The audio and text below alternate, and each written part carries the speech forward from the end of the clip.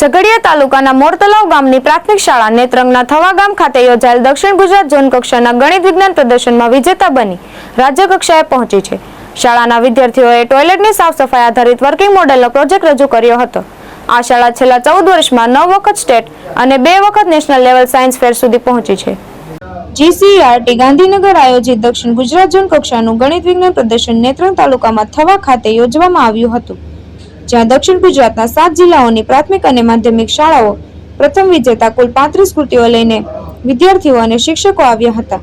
આ ઝોન કક્ષાના પ્રદર્શનમાં ભરૂચ જિલ્લાની 5 કૃતિઓ પૈકી 2 કૃતિ ઝઘડિયા તાલુકાની મોરતલાવ અને બોરજા પ્રાથમિક શાળા હતી। તમામ જિલ્લાઓની કઠિન હરીફાઈ વચ્ચે મોરતલાવ શાળાએ શ્રેષ્ઠ અને ઉત્તમ દેખાવ કરી ઝોન કક્ષાએથી વિજેતા બની રાજ્ય કક્ષા માટે 5 સ્વાસ્થ્ય અને સ્વસ્થતામાં પ્રથમ ક્રમાંક મેળવેલ છે।